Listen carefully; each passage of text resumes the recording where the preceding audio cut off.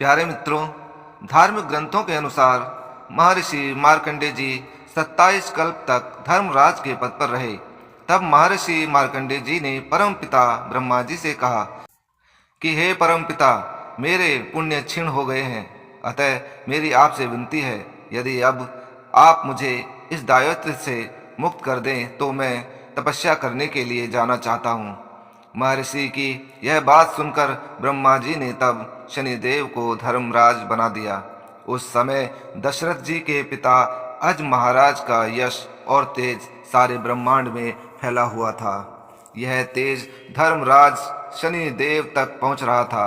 अब महाराज अज के तेज को देखकर धर्मराज के पद पर नियुक्त शनिदेव ने चंद्रगुप्त से पूछा कि यह इतना घना तेज किसका है और कहाँ से आ रहा है। चंद्रगुप्त ने कहा कि यह तेज पृथ्वी लोक के परम प्रतापी अज महाराज का है तथा इनके पुत्र महाराज दशरथ भी बड़े प्रतापी हैं। शनिदेव ने अपने सिपाहियों को आदेश दिया कि तुम पृथ्वी लोक पर जाओ और इनको यहाँ उठा लाओ। चंद्रगुप्त ने यह अनीतिपूर्ण कार्य करने से रोकना तो चाहा, मगर शनिदेव नहीं माने और अज महाराज को उठवा लिया। ऐसा करने से अज महाराज मृत्यु को प्राप्त हो गए। महाराज अज की मृत्यु का समाचार पाकर दशरथ रोने लगे। उसी समय महर्षि मार्कंडेय जी भी आ गए। दशरथ जी ने सारा हाल उन्हें सुना दिया। तब मार्कंडेय जी ने दशरथ से शनिदेव के साथ युद्ध करने के लिए कहा। जब दशरथ जी ने शनिदेव की दृष्टि के विषय में पूछा, तब ऋषि मार्कंडेय जी ने दशरथ जी को आशीर्वाद दिया कि शनिदेव की दृष्टि का तुम पर कोई असर नहीं पड़ेगा। महर्षि वशिष्ठ जी ने भी दशरथ को आशीर्वाद दिया कि तुम्हारे घोड़ों व रथ पर शनिदेव की दृष्टि का कोई असर नहीं पड़ेगा। तब आशीर्वाद पाकर महाराज दशरथ शनिदेव से युद्ध करने के लिए चले गए।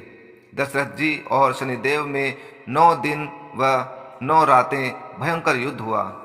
अंत में महाराज दशरथ ने शनिदेव पर नारायण अस्त्र चला दिया और शनिदेव को मार दिया। यह देखकर परमपिता ब्रह्मा जी आए और दशरथ जी से नारायण अस्त्र को वापस लेने के लिए कहा।